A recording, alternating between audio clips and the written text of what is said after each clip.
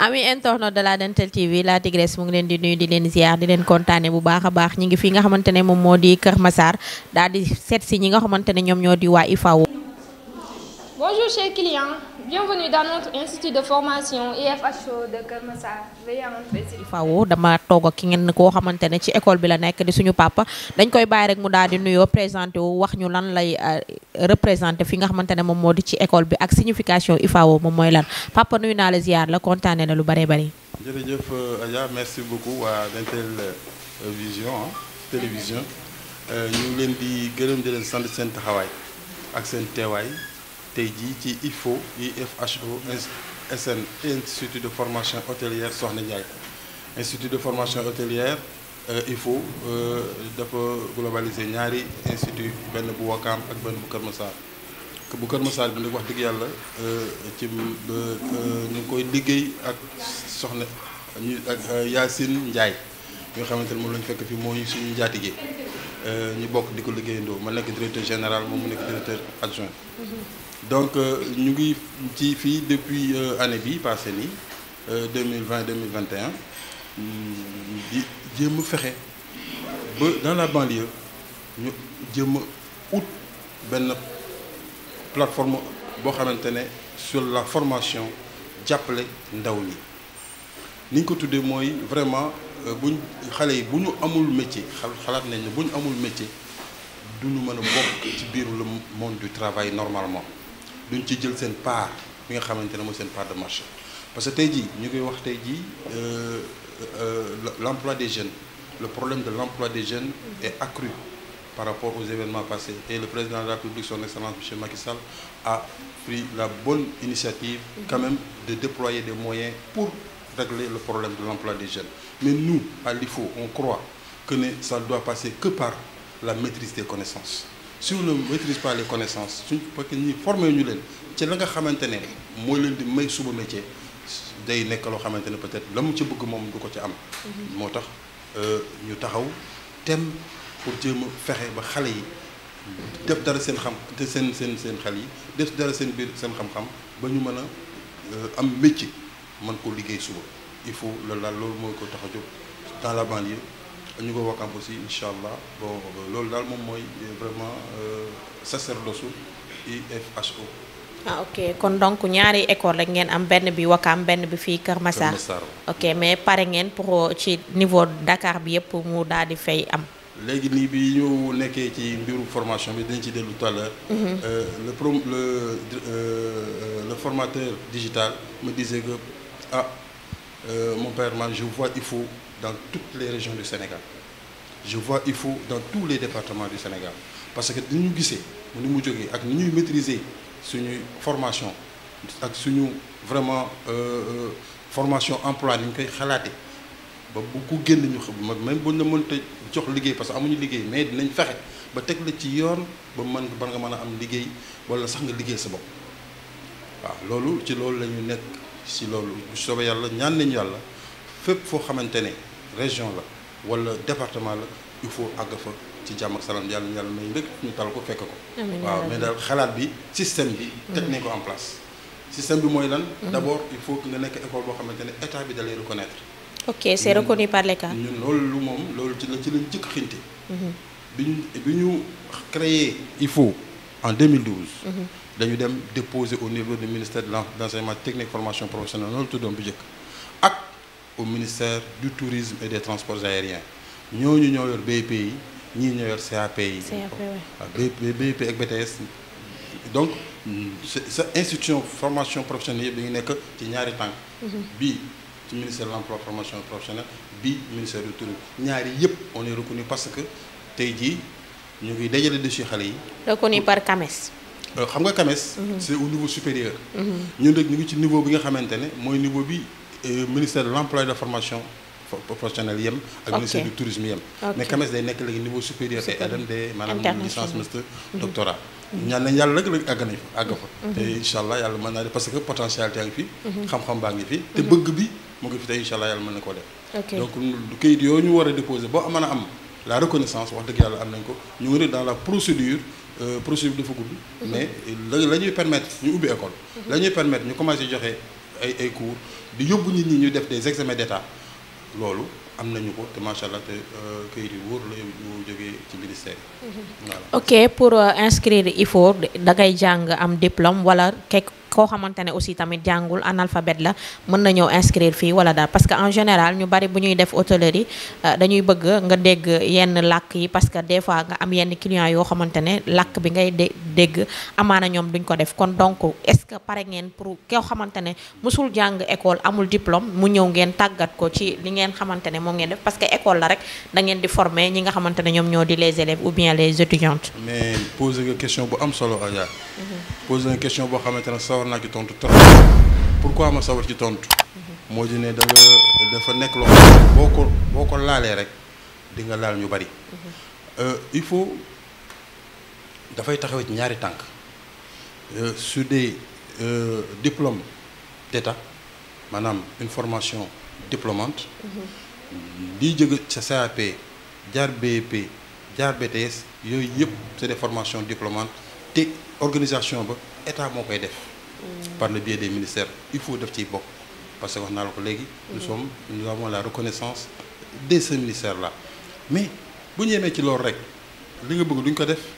moo tax ñu teel a réfléchir ñu ne dañuy fexe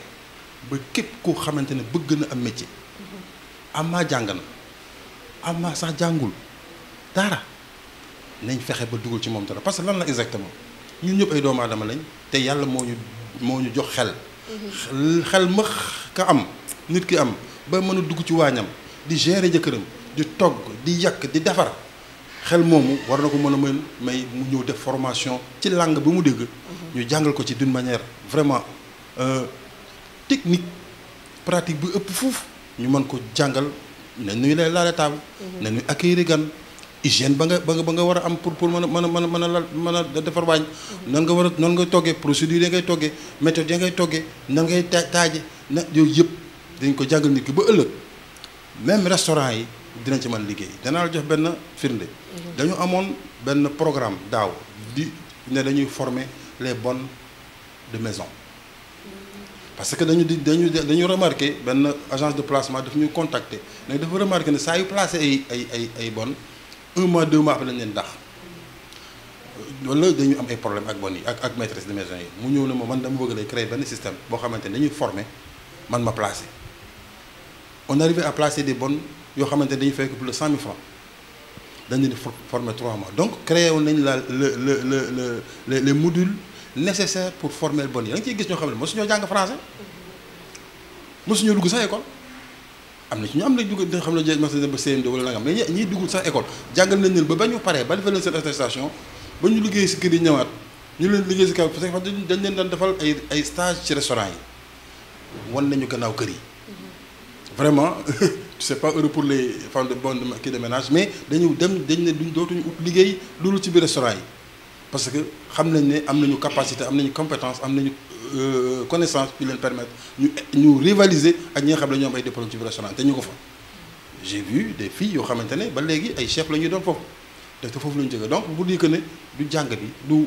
am diplôme bi te boo yemee ci diplôme bi rek da ngay privé une bonne partie li ñuy wax li ñu ko tuddee sax déchet ñun mais ñi nga xamante ne seen njàng permettre leen ñu am BFM par exemple dem nañ ba BFM def nañ ko 2 fois 3 fois mais par malchance c'est pas parce qu'ils sont mauvais wala qu'ils sont nuls déedéet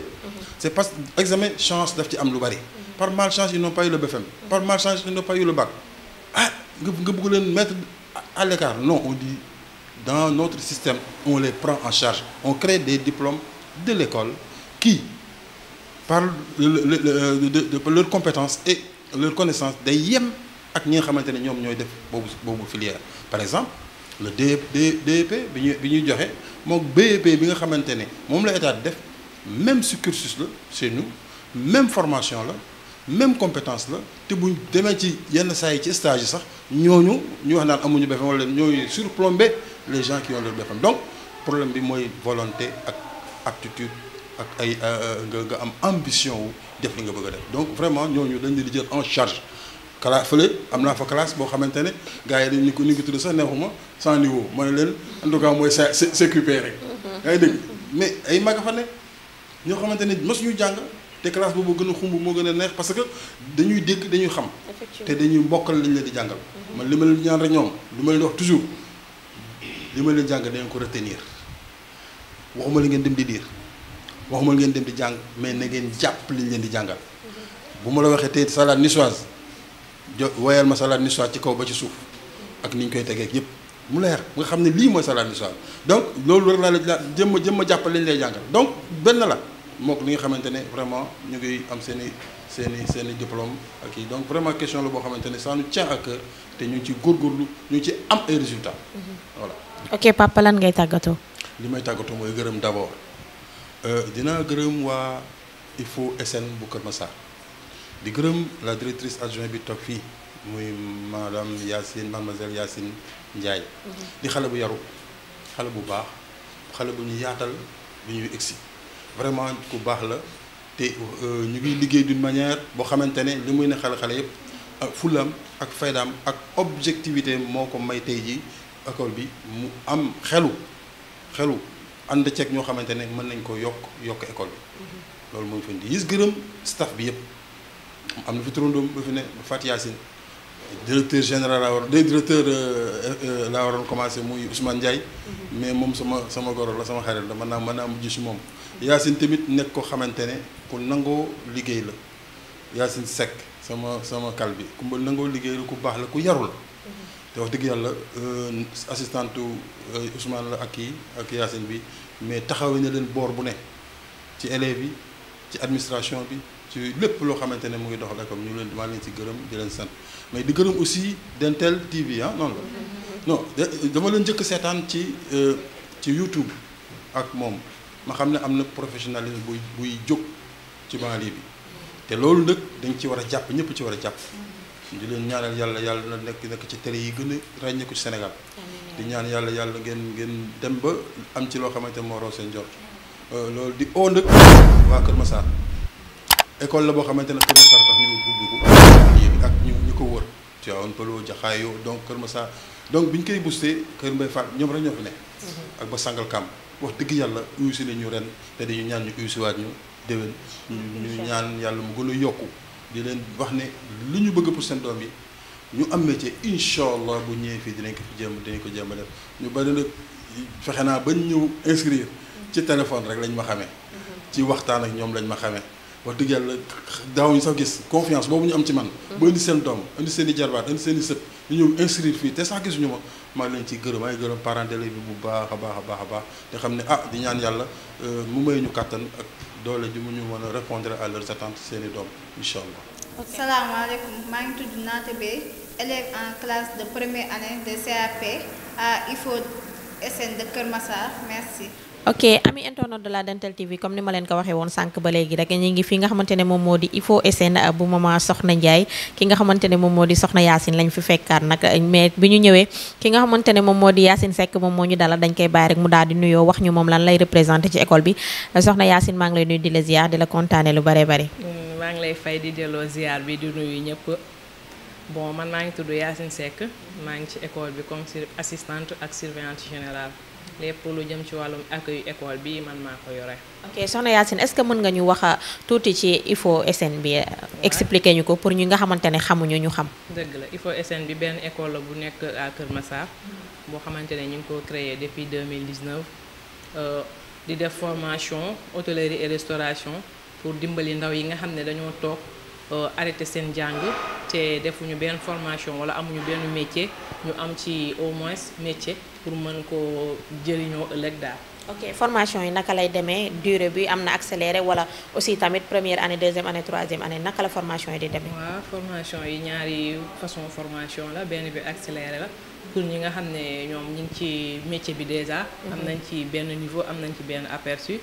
pour gën a améliorer seen compétence. ak boo xamante ne c'est académique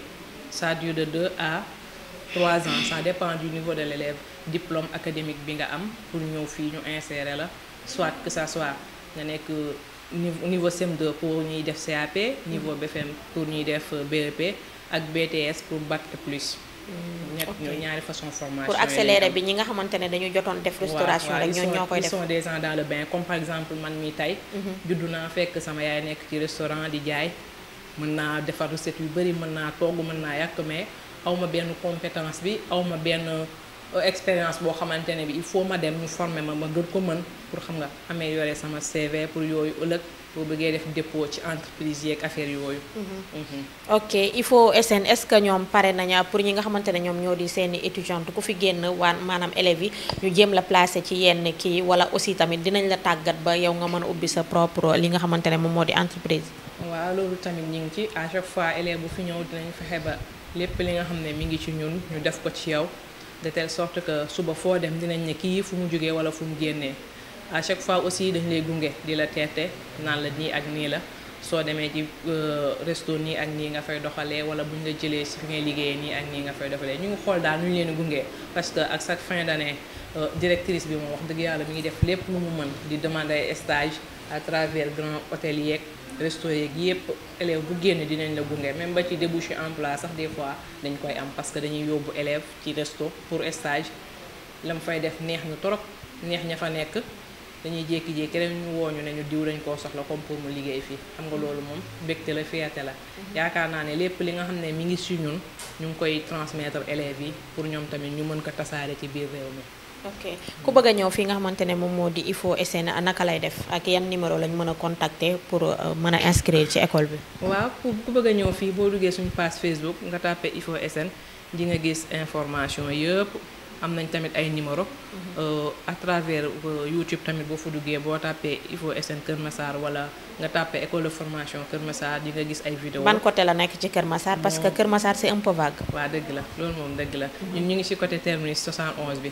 boo ñëwee ba foofu numéro boo ci wootee ci numéro yi ñu dugal yépp dañ lay guider ba nga yegg si fii.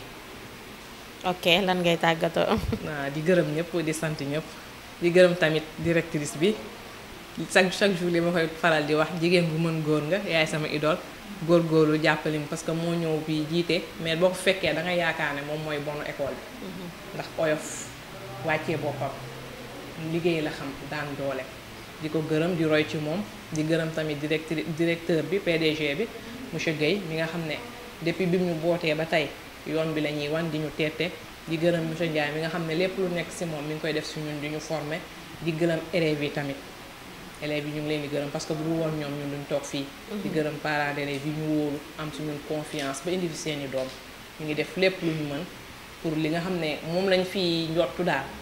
ñu am ko di gërëm ñëpp di gërëm personnelu école bi yëpp du ma bàyyi kenn damaa lakkale nag personnel bi ñëpp laa yàpp côté administration ak corps préfectoral bi moom waawuma kenn ñëpp laay tooñ di gërëm ñëpp di leen gërëm yéen tamit ci seen taxawaay ak seen disponibilité. Bonjour chers internautes, je me présente, je m'appelle Seynabou Gakou. Je suis étudiante en première année en BEP à IFO SN Kër Massar. Merci. ok ami internet de la Dental TV comme ni ma leen ko waxee woon sànq rek ba léegi maa ngi IFO SN donc ñu ngi jàkkaarloo keneen koo xamante ne moom aussi itam ci école bi la nekk dañ koy bàyyi rek mu daal di présenté wu wax ñu moom mooy kana monsieur nuyu naa la ziar la. waaw maa ngi la nuyu di la ziar bu baax a baax. yaa ngi am jàmm bu baax sa caméraman bi maa ngi am jàmm bu wér a wér. ok tur bi nag. wér a wér. présenté wul. maa ngi tudd Ousmane Ndiaye. maa ngi fi IFO FM comme fonction directeur. moom laay exercer au niveau de l'IFO FM l'IFO Kër Massar. IFO Kër Massar sa kër Soxna Ndiaye. waaw. ok monsieur tey ngeen woote li nga xamante ne moom moo di séminaire pourquoi ngeen woote li nga xamante ne moom moo di séminaire. bon séminaire bi ñu wootee dafa doon loo xam ni lu méngoo ak jamono la mooy lan mooy xarala yu mujj yi mooy informatique di internet. xam nga jamono ji toll nañ ci ère boo xam ni ère numérique lañ koy wooyee. donc xale yi li ñuy liggéeyee faaw ñu xam bu ñu génnee ci école bi benn ñu mën a utiliser lu ñuy wax informatique pour mën a am liggéey pour ut liggéey wala mu ñu créer seen yëfu bopp wala mu mën a def seen propre publicité loolu de tax ñu créer benn nouvelle version bu baax bu bees mooy dañu introduire informatique bi ci biir la restauration mu doon lu bees boo xam nii boo ko seetloo daanaka fii au Sénégal bokk na ci ñi ko jëkk a def kon day tax nit ki boo soxlaa doo sonn doo laajte doo jël ay téléphone di woote di laaj li ñu koy defee fi nga toog ngay toog am xam li nga war a def am ni nga koy defee xam fooy jaare xam nu muy mel nu muy mate loolu moo waral ñu jël xarala yu bees yi yëpp jox outil yooyu xale yi ku ci génn da ngay mat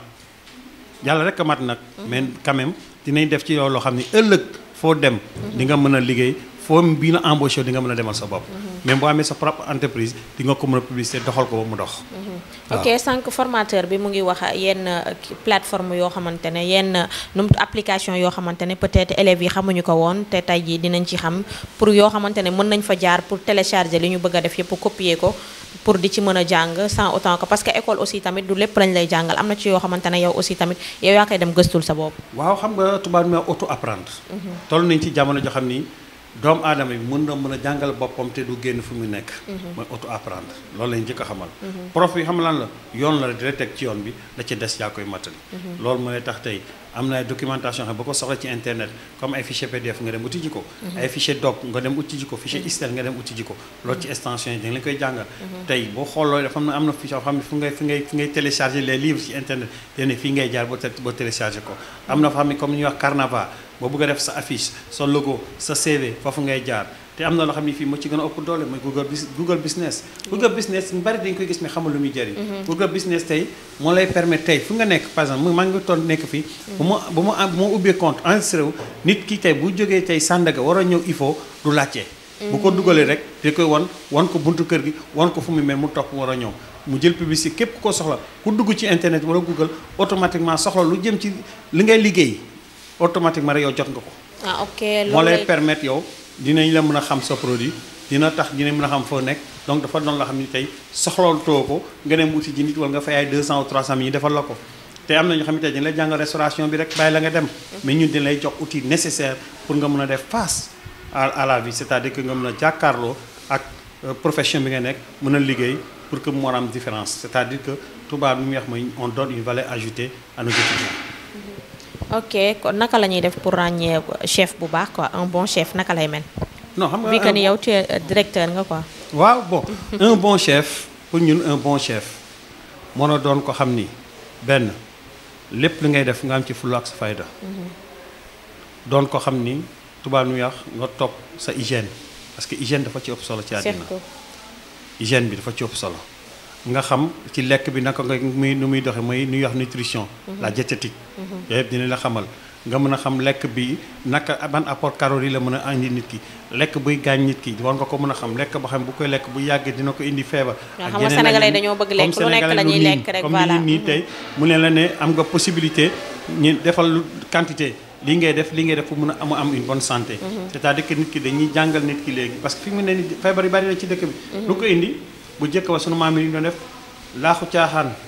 cere lañ doon reeree loolu lañ di ko reeree loolu moo tax ko ci xol dafa dëgër mais fu mu nekk nii lu yàq lekk bi boo ñëwee ñu ne la hamburger guddi gi la viande rouge ci guddi gi nga lekk ko mais loolu baaxul mais fii di lay jàngal naka ngay lekkee ba wër naka ngay joxe sa njaboot muy dund di lekk te dara du leen jot feebar nag sunu borom a ko yor mais nag da ngay sabablu mooy lépp loo war yow def ko mais nag ñun yor nañu xarañ boo xam ni dañuy former suñu élèves képp ku ci génn mu ne la ne macha allah foo génn di nga fa dem te sunu borom dina ci dimbali boo toppee ci yoon bi la wax te incha allah rabbi képp ku fi génn moom di ngeen gis résultat bi ok loolu moo waral léegi ñu indi xarañ yu bees yi boole waale ci biir pour que ñu mën a liggéey parce que ñëpp ñoo foog cuisine war a am non la cuisine actuellement est informatisée parce que da ngay dem dans les pays développés da ngay dem ci yenn cuisine yoo xam ne machine bi moo fay dagg effectivement ça se fait par programmation yooyu yëpp dafa ci am donc nit ki dañ lay jàngal loo xam ne ëllëg ñun yemuñu fii Sénégal de dañuy xalaat ne élèves su génnee war na mën a dem liggéey ji extérieur war na mën a dem liggéey ji dans les autres pays war na mën a dem fii war na mën a dem donc nit ki da ngay ko jox tous les armes bu demee yàlla dimbali ko mun na ci génn ci jàmm loolu moo waral sunu tànk moo tax ñuy former les gars parce que comme ne ni notre politique c'est une politique d'expansion c'est de pouvoir former les gens c'est de pouvoir les encadrer pour ñu mën a insérer dans les soucis sociales parce que tey boo xoolee la jeunesse li seen problème mooy amuñu métier dëgg la boo xoolee les jeunes filles en général seen bari jànguñu métier xam nga les jeunes filles en général seen problème mooy lan ils pensent que ku ci nekk sa kër rek boo toll yenn âge da nga war a dem sëy ji mais nag man souvent je dis que le mariage chez les filles c'est une descente à l'enfer parce que le mariage n'est pas une descente au paradis parce que pourquoi je dis c'est une descente à l'enfer parce que nit ki tey buy génn ak yow lu mu lay defaral bis bu la takk du ko mën parce que di nga fay location. di nga fay ndox di nga fay courant di nga fay lépp. nga toog ci kër lépp tegu ci boppam jamono mun na naqari. day gën a métti ci yow. mais bu fekkee nga am métier di nga mën a dimbali sa borom kër. bu fekkee nga am métier bis bu nekk ci tolof tolof di nga mën a demal sa bopp. yooyu yëpp boo ko jëlee boole mooy doon loo xam ni arme la boo xam ni nit ki dafa ko war a yor dans la vie pour mën a combattre. loolu moo mën a tax jigéen ñi en général ñu mën a am ce qu'on appelle la liberté. ñu mën a am ce qu'on appelle l'expansion. moom tax ñu mën a am cette parité bu ñuy xeex la parité ce n'est pas seulement la maison. mais c'est d'avoir un métier. c'est de pouvoir créer quelque chose c'est de pouvoir nga taxawal dara. mais tout en respectant les normes. tout en accompagnant ton mari loolu moo ci nekk mais jigéen da nga war a am métier. surtout loolu moo tax boo xoolee les jeunes filles en général loolu leen di encourager. parce que ñu bari yaakaar nañu ni. la cuisine dugg ci waañ bi togg la déedéet la restauration dafa englober lu bari. au niveau de la restauration am na yoo xam ne ñooy gérer ressources humaines bi am na yoo xam ne am na ci comptabilité. am na restauration cuisine bi ci biir pâtisserie donc dafa bari ay branches. mais en général ba nekk cuisine togg la non du togg rek mais dafa am leneen lu bari yoo xam ne moo ko und doon na liggéey boo xam ne moo ci gën a noble. joxe lekk dafa doon loo xam ne suñu borom mu ko fay moo doy waar. xam nga yàlla dafa ne boo xiif rek. nga yëkkati lekk jox ko moo gën a tabax yi junniy jàkka. xoolal benn jàkka ñaata lañ ciy def. ay millions. kon nga xam ni liggéey la boo xam ni. boo ci nekkee sa jana mun naa ne taxaw na. parce que heure bu nekk di nga xëy bis mu nekk dimbali nit ko xam ni xiif na ñëw ba sa place nga jox ko mu lekk. ñu ne la tabax yi junniy jàkka xoolal ñaati yow loolu ci liggéey boobu nga nekk. da ngay liggéey suñu borom. loolu moo tax bu gisee koor ñu bari di yóbbu ci jàkka ji tuyaaba boobu lañ ci bëgg. te joxe lekk rek tuyaaba bu ci nekk. dafa doon xam lu rëy ku ko xam bis bu ne nga def ko. kon dafa doon loo xam ni nañ ko gën a góorgóorlu. xale xam ni la restauration du dugg waañ rek xam ni la restauration métier bu noble la restauration ku ko ci def mën nga ci am lu ne métier la boo xam ne en Europe c'est prisé. kon loolu mañ mën a tënk ci mbirum restauration bi. ok ban message ngay lancé ci loolu parce que am na ci jeunes yoo xamante ne comme li nga wax rek dañuy jàpp ne restauration pour dugg ci waañ togg kese la am na si ñoo xam ne aussi itam dañoo gëm ne rek ñoom ci bureau yi lañ war a toog te ñëpp tamit destiné wuñ pour toog ci li nga xamante ne moom moo di bureau yi kon ban message ngay lancé par rapport ci jeunes yi ak parents yi nga xamante ne dañoo garder seen doom yi ci kër ga wutaluñu leen benn métier. waaw bon pour du ma ko waxee ndaw jeune boo koy dimbale doo nga def ko ci kër gi di ko jox lu ma bëgg nga tëj ko fa boo ko defee yaa ngi koy lor. gis nga yar lu mu ne par exemple xale boo ko bëggee da nga koy yar xale tamit boo ko bëggee da nga koy jox métier parce que un jour ñaanuñu ko sunu borom bis ba amoo métier nga doon jigéen ne ci biir kër yàlla nattu la nga am problème sa borom kër mu jël la gënee la ci biti fan nga jëm mooy doon xale jigéen yoo xam ne dañu nekk ci rajo di woote ne dimbal leen ma wala ñu def sudul noonu parce que le parent dafa am ci responsabilité mais boo ko tàggatee ci mbiru liggéey tàggat ko ne ko nit buy dund même bu amee lu dul jeex amal sa métier nit même bu nekkee ci bureau amal métier parce que bureau bi mën nañu toog bi rek kër ga tëj mën nga xëy ñu dàq la bu ñu la dàqee foo jëm da nga am sa métier bis bu àddina naqaree nga génne ko teg ko ci kaw table bi di nga mën a liggéey mën a garder sa dignité gis nga nit ki boo mën a garder sa dignité mooy da ngay liggéey boo liggéey lu mu la mayul leneen du la ko may gis nga caaxaan bu la may nga tabax château day xëy mu daanu kon sunu borom dëgg bu lay dimbali da nga liggéey sa ñaq dafa ci am solo doomu aadama la nga war a liggéey da nga war a am métier jeunes yi man lu ma leen di conseiller man mooy kenn ku ci ne nekk jeune dans cette société di góor di jigéen parce que bu ñu ne métier rek il ne faut pas penser aux hommes non ñun ñi kenn ku ci ne yor ngaay doomu jigéen kenn ku ci ne ñaanoo yàlla sa doom ñuy jël ce qu'on appelle une violence financière di ko teg ci kawam xam nga en général dans les mariages dañ ne violence bu ne violence ngay foog ni ay dóor la ay mais dóor violence la saaga violence mais il am une violence boo xam ne ça ne dit pas son nom c'est une violence financière parce que liggéeyoo lu may def mooy boo soxlaa dootuma la jox lu ma bëgg ngay def su ma la defaloo safaan ba nga def ko xam nga Sëñ Fall dafa ne nit ki bëgg ko ne goreel day fekk mu gor ci dara ku gorul ci dara du gore de mukk du gore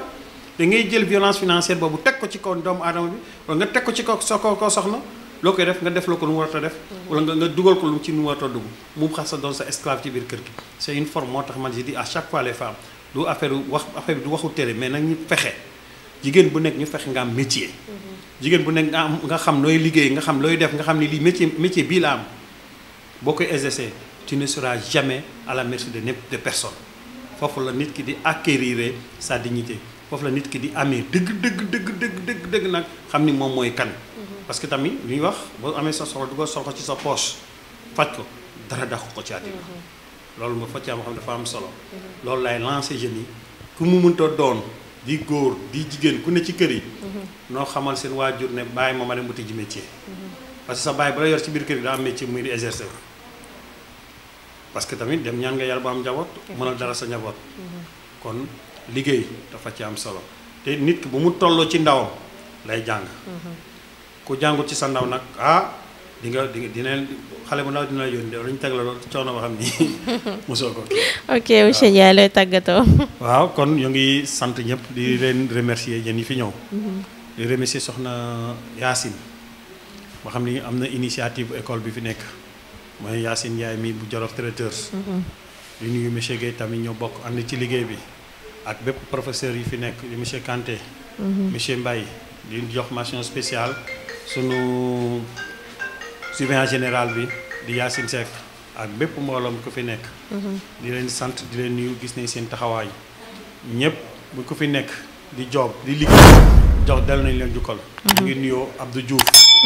yàlla ñëw mais dafa ne ci liggéey mais nag woote na ne xelam ak xolam yëpp ngi fi ci ñun. dëgg la kon bokk na ci ñooñu ñoo nekk ci biir kër gi ñoo nekk pilier kër gi. bu ñu fi ñu toll nii ñooñu ñoo ci sonn lool te bu ñu ko defee lépp lu ñu ci def. ñoo ko defee ci bénévolat rek moom mi fiy liggéey dama fekk muy liggéey ci bénévolat. parce que dafa ne mënu fa nekk jigéen di daan dooleem sama morom jigéen yi ne ci biti di kii. donc politique am mooy lan une politique de récupération sociale li mu fi def doon loolu xam ni dañ koy rafetlu lool te képp ko xam ni nekk nga jigéen képp ko xam ni nekk nga fii di am di ci yëngu xalaatal am loo créé nga jàppale ci sa rakk yi jàppale ci sa doom yi donc dafa doon loo xam ne dafa am solo te message boobu lay lancé. di nuyu yéen ñëpp seen patron. Bas di sama xarit. Bas ñoo bokk Tivaouane Peulh ñu bokk promotion immobilière bi. kon maa ngi koy nuyu di ko ziar ñoom ñëpp xam ni jam ngeen jaajëf daal. parce que kër gi mu commencé ba gis nañ seen taxawaay. seen doole seen poche seen lépp yegg si na kon sant nañ leen di leen gërëm. di leen asalaamaaleykum maa ngi tudd Cheikh Fall nekk étudiant en première année CAP nekk ci école bu ñuy naan IOFA SN bu Kër Massar. merci. ami internaute de la Dental TV nee naa nag ki nga xamante ne moom laa jàkkaarloo kenn du ko présenté ci Dental TV ndax kër gi moom këram la miin na ko bu baax a baax muy soxna Yacine Ndiaye nekk directrice su école IFO SN tuddee ko ki nga xamante ne moom moo di yaayam soxna Yacine maa ngi lay nuyu di la ziar jolof bi waaw maa ngi leen di nuyu yéen ñëpp yéen waa Dental TV sama waa kër maa ngi leen di nuyu di leen sant di leen gërëm di kontaan ci yéen di am mbégte. te xam ne kontaan naa ci yéen trop parce que heure bu ñu leen soxlaa rek gis leen maa ngi koy rafetlu bu baax di ko amaan mbégte bu baax ci yéen.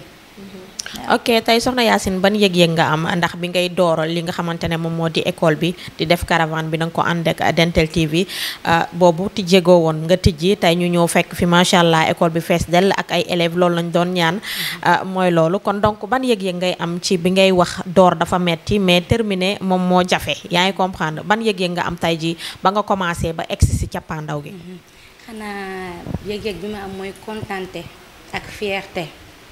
parce que ñu naan tout début est difficile yaakaar naa ne bi may commencé école bii boobu bi ñuy tudd EF Soxna Ndiaye ñu dem ba mu tudd IFO SN Kër Massar Soxna Ndiaye kon am naa fierté ànd ceeg Dental TV boobu ba léegi ndax ba may commencé caravane bi yéen la woon yéen a ma jàppale yéen a ma dooleel kon ma ci am kontante bu baax su ma yegsee fii tamit yéen ci ngeen bokk.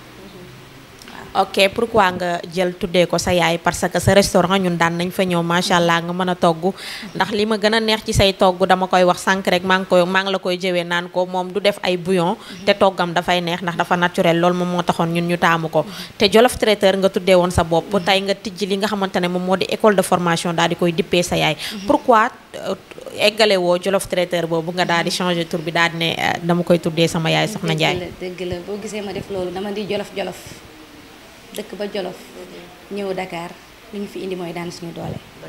ñu bëgg nag dëkk ba torop muy Jolof su lu ñu am lu ne Jolof a tax dëgg la ñu am restaurant lañ commencé en 2017 bi ñu amee restaurant ñu dawal 2018 2019 ñu tijji hôtel ñu tijji école école bi ñu tuddee ko woon EF Soxna Ndiaye tey ñu tuddee ko il faut amu ko dul sama yaay. lu ma ko tuddee rek lu ma ko tuddee rek dama ko amul te su may sonn moo tax te ñaan naa yàlla tamit amaat leneen loo xam ne dama koy tuddee ndax lii rek doyut. waaw. ok yan genre togg la ñuy def fii. waaw fii dañuy def ay plat dañuy def ay plat européen dañuy def ay plat sénégalais comme école yëpp rek. waaw hôtellerie restauration la ñu wax moom la ñuy def. lu am ci hôtel ba dinañ ko jéem a jàngal xale yi fii maanaam école de formation la boo xam ne base bi fi nga koy xamee. mais la nga war a xam yëpp mënoo ko fi xam. ci école ba ci hôtel bi nga koy xamee. mais mu nekk tamit formation bu baax. man mi moom laa def. su ma yegsee fii tey ci ñoom laa jaaroon. kon di leen wax rek ñoom tamit ñu gën a góorgóorlu rek te xam ne. restauration moo fi nekk. métier la boo xam ne boo ko defee doo perte. ndax boo ko defee boo paree boo amee sa diplôme mën nga nekk à l'étranger di liggéey foofu. mën nga nekk ci kër mën nga tijji traiteur. mën nga tijji sa restaurant mën nga tijji sa hôtel mën nga tijji sa auberge pourquoi pas. loolu moom ma bëgg métier bi dama ko bëgg. waaw. ok Yacine lan ngay tàggatoo parce que sonn nga depuis sànq ba léegi yaa ngi jaabante rek. waaw di am kontante rek ak mbégte. di leen wax ne xale yi ñi nga xam ne. ñu ngi toog seen kër yi te defuñu dara nañ ñëw ci école de formation yi jàng métier. parce que jigéen dafa war a am métier. te restauration dafa baax. restauration mooy métier boo xam ne métier bu noble la. parce que mënoo koo def ba pare perte. parce que yow boo toogee sa kër sax boo amee sa 5000 francs am sa commande di nga defar sa nem. di nga defar say pizza. di nga ko jaay defar say plateau jaay. kon maa ngi ñaax xale yi ñu nekk ci biir kër yi ñu nekk ci koñ yeeg ci mbedd yépp nañ génn ñëw fii IFO SN bu Kër Massar ñu ngi nii Kër Massar unité 4. après terminus 71. boo leen fi ñëwee dinañ leen defar formation boo leen bëgg dañ leen formation 6 mois am na 10 mois am na 2 ans dinañ accompagner tamit suñuy élèves. ci stage dinañ accompagner tamit suñuy élèves ci emploi bu ci am sens waaw loolu daal lay tàggatoo. di am kontante ak mbégte ci Dental TV. bu ma yegsee fii yéen a tax. Inch'Allah. Bonjour chers internautes, je m'appelle Madjiguène Ndiaye, étudiante en CAP 1, école IFO SN de Kër Massar. Merci.